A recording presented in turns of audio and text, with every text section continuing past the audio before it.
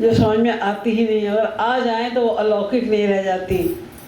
लेकिन ये बात एक अलौकिक बात है कि भगवान श्री कृष्ण ने जब महाराज किया,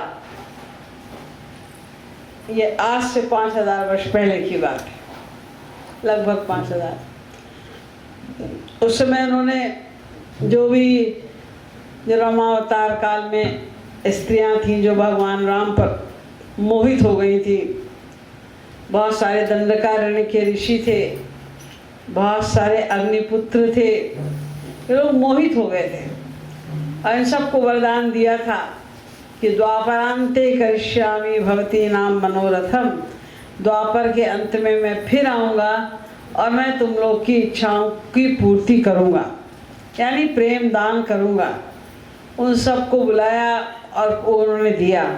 तो जब महाराज शुरू हुआ, ये 5000 वर्ष पहले की बात है कि जब महाराज शुरू हुआ और उसके बाद जब ये शुरू हो गया तो ये एक दिव्य कल्प तक चलता रहा, एक कल्प तक। और एक कल्प के बाद जब भगवान ने समाप्त किया तो गोपियों को थकान नहीं हो रही थी। एक कल्प से बराबर नाच रहे हैं हम, अब तो थकान हो जानी चाहिए, थकान नहीं थी। और फिर वहाँ जब भगवान ने गोपियों से कहा तुम जाओ, अपने अपने घर जाओ, तो ऐसे वो आई बिल्कुल जैसे पैर उठ ही नहीं रहे थे घर जाने के लिए। ज़बरदस्ती मन पे कंट्रोल करके वो जैसे तैसे घर आई। तो जो एक कल्प था, भगवान ने महाराज के लिए स्पेशल क्रिएट किया था। एक कल्प तक जो नृत्य किया उन्होंने गोपियों के साथ में, उस समय तक के लिए सारी दुनिया को सुला दिया। जैसे मैंने बताया ना, ब्रजवासी जो ठाने बैठे थे कि हाँ मैं तो अपनी बीवी को नहीं जाने दूंगा, तो उनके ऊपर हाथ रख के सो रहे हैं कि उठेगी तो पता चल जाएगा, लेकिन वो सोते ही रह गए, उन्हें कुछ पता ही नहीं चला। उन्हें यही अनुभूति होती रही पूरे टाइम कि हमारी पत्नी हमारे बगल में लेटी है, यही फीलिंग हुई योग माया की शक्ति से। ऐसे जो एक कल्प तक नृत्य हुआ, एक कल्प तक,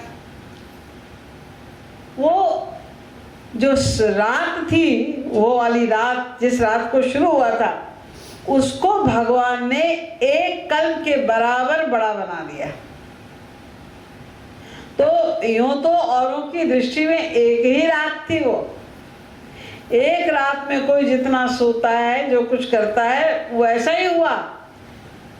लेकिन उन्होंने उसी रात को एक कल्प के बराबर बड़ा बना दिया, क्योंकि उन्हें उन जीवात्माओं को रस देना था, इतना रस, इतना बड़ा रस देना था। इससे उन्होंने अपनी योग माया की शक्ति से किया। ये योग माया की शक्ति ऐसी है जिसके लिए कहा गया है, कर तुम अकर तुम मन्यथा कर तुम समर्था। इस शक्ति के द्वारा भगवान जो चाहे सो करें और जो चाहे सो ना करें और जो चाहे सो उल्टा कर दें। ये ऐसी पावर है। आप कहेंगे जो चाहे सो करें, जो चाहे सो ना करें, तो हम भी कर सकते हैं। हमारा मन आया हम खाना खाएंगे, नहीं मन आया नहीं खाएंगे। मन आया कीर्तन में बैठेंगे, मन आएगा अपना सो जाएंगे, चले जाएंगे। मन में आएगा तो ऑफिस जाएंगे, नहीं तो अपना छुट्टी लेके बैठ जाएंगे। तो आप कहेंगे कि ऐसे तो बहुत हम लोग भी कर सकते हैं, जो चाहे सो नहीं। बहुत से कर्म ऐसे हैं जिन्हें हम चाहे तो करें और चाहे तो ना करें, लेकिन सब कर्मों के साथ हम नहीं कर सकते ऐसा। हम चाहें कि आँख हमारी बंद रहे, मुंह खोल लें और हम सब देख लें, इम्पॉसिबल है, नहीं कर सकते हम चाहें हम कान बंद कर लें और आँख खोल के हम सब सुन लें, इम्पॉसिबल। हम ये भी अगर चाह लें कि लो हम वहाँ से सांस लेंगे ही नहीं, हम ऐसे ही बैठे रहेंगे, जीते रहेंगे, काम करते नहीं। आप कहेंगे कि हम सोएंगे ही नहीं, नहीं, हमें सब करना पड़ता है। हम इस मामले में बिल्कुल असमर्थ हैं। हम ऐसा नहीं कर सकते कि जो चाहे सो करें, जो चाहे सो ना करें। प्लस वो तो ये भी करते हैं कि जो चाहे सो उल्टा करें, कि आँख से देख लें, कान से वो बजाय आँख से देखने और कान से सुनने के, वो कान से देख लें, आँख से सुन लें, जो मर्जी आए वो करें। और बिना आँख नाक कान के भी वो सारे काम करते हैं। तो वो तो सर्वसमर्थ हैं, उनके लिए कुछ भी पॉसिबल है, कुछ भी कर सकते हैं और जीवों के कल्याण के लिए वो कुछ भी करते हैं, उन्होंने किया है।